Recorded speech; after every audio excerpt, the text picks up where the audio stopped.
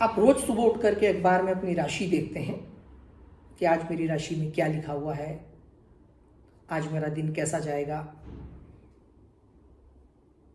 ये दरअसल आपकी मनस्थिति के बारे में बताया जाता है उस अखबार में ज्योतिषियों के द्वारा कि आपकी मनस्थिति आज क्या रहेगी।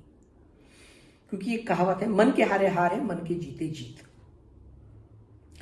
आज आपको बहुत कुछ मिलकर के भी अगर डिसअपॉइंटमेंट फेस करना पड़े, मतलब आपको जो मिला है उसकी कोई वैल्यू नहीं, आपको कुछ नहीं मिला हो और आप दिन भर बहुत प्रसन्न हो और इस बात को लेकर के खुश हो कि मुझे कुछ मिलने वाला है, आशान्वित हो अपनी ग्रोथ को लेकर के, अपने आने वाले भविष्य को लेकर के, तो भी आपकी लाइफ या आपका दिन बहुत अच्छा जाएगा। आपकी मानसिक स्थिति कैसी रहेगी, वो मानसिक स्थिति निर्भर करती है आपके चंद्रमा पर। तो जब अखबार में भी हम अपनी राशि देखते हैं तो दरअसल वो चंद्रमा बेस्ड होती है। जो हमारा पंचांग है ज्योतिष का, पूरी तरह से चंद्रमा पर आधारित है। इसलिए सबसे इंपॉर्टेंट जो प्लेसमेंट होती है कुंडली में, वो भी ज्योतिषी गणों द्वारा जो देखी जाती है वो चंद्रमा की ही देखी जाती है। पुराने जितने भी ज्योतिषी हों, आप प्राचीन काल के पुराने सोच वाले जितने ज्योतिषी हों, ट्रेडिशनल जो हॉरोस्कोप रीडिंग का जो मेथड है, उसमें सबसे पहले चंद्र कुंडली का अध्ययन किया जाता है कि आपका जो चंद्रमा है वो किस परिस्थिति में। हो सकता है आपकी लग्न कुंडली के आसपास बहुत अच्छी ग्रह परिस्थितियां बन रही है। कई लोग आपने जीवन में देखे होंगे, इनके पास बहुत सारी कारें, बंगला, सब कुछ पता नहीं क्या क्या होता है, परंतु उसके बावजूद भी काफ़ी डिप्रेसिव रहते हैं, दुखी रहते हैं, बहुत प्रताड़ित और परेशान, असहाय सा महसूस करते हैं। कई बार बड़े अकेलेपन में जीवन को गुजारते हैं, बहुत अकेले से रह जाते हैं। ये सारी चीज़ें जो है इनका अध्ययन किया जाता है चंद्र कुंडली से। तो सबसे पहले देखा जाता है चंद्रमा। तो ओवरऑल प्रॉस्पेरिटी भी अगर आपको देखना है तो सबसे पहले उसका अध्ययन चंद्रमा से किया जाएगा कि आपका जीवन जो है वो कितना प्रॉस्पर होगा। प्रॉस्पर से मतलब समृद्ध, यानी वहां सुख भी आ गया और धन भी आ गया। ये बातें सारी मैं इसलिए कर रहा हूं कि इस वीडियो में मैं बात कर रहा हूं आपसे चंद्रमा और राहु के कॉम्बिनेशन पर।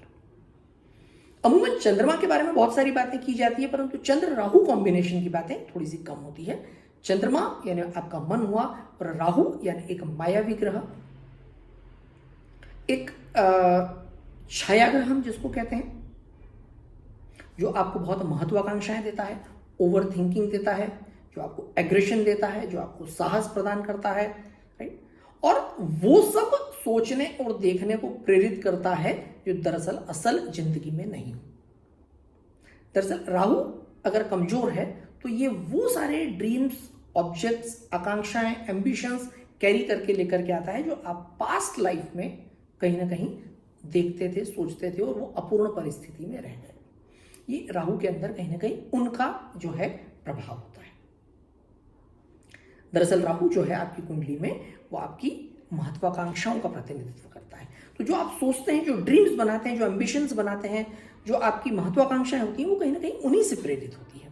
और जब वो चंद्रमा के साथ जुड़ जाता है तो आपके नेचर को कहीं ना कहीं थोड़ा सा वो एग्रेसिव बनाता है।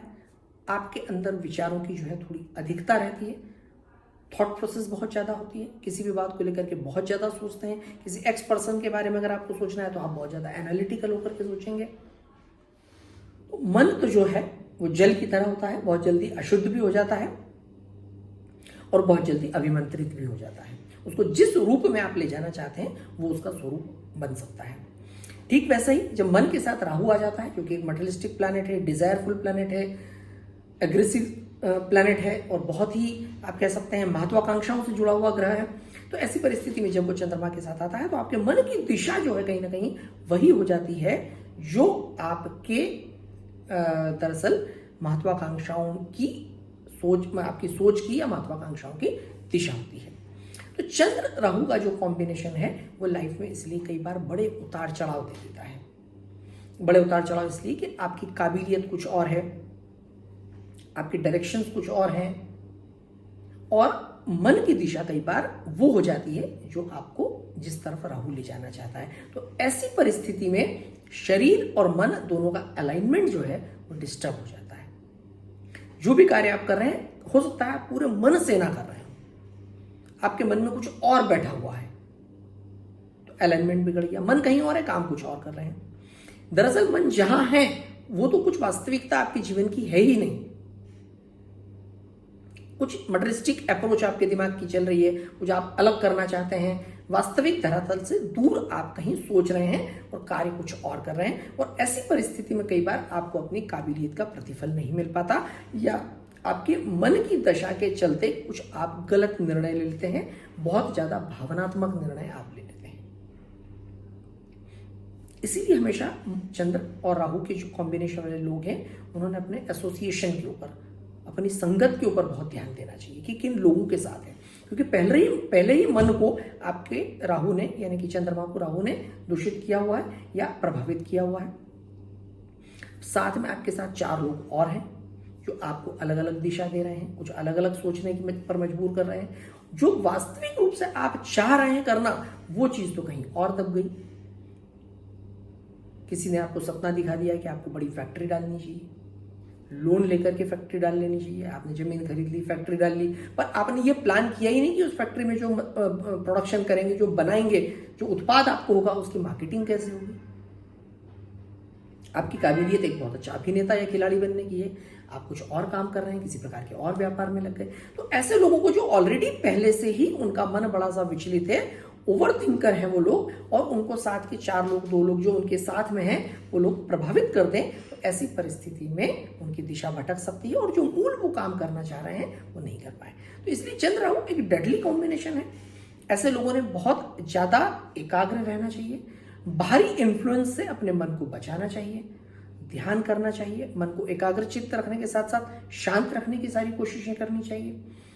कोशिश करके सोशल मीडिया जैसे या मोबाइल फोन जैसी चीज़ों से थोड़ा सा अपने आप को बचाना चाहिए, उसका सीमित इस्तेमाल करना चाहिए, क्योंकि बहुत जल्दी उनके मन की दिशा भटक सकती है, और मन की दिशा के भटकने से ही जीवन की दिशा भटक सकती है। जबकि ठीक विपरीत, अगर मन को सही दिशा मिल जाए तो ये राहु बड़ा साहसी ग्रह है।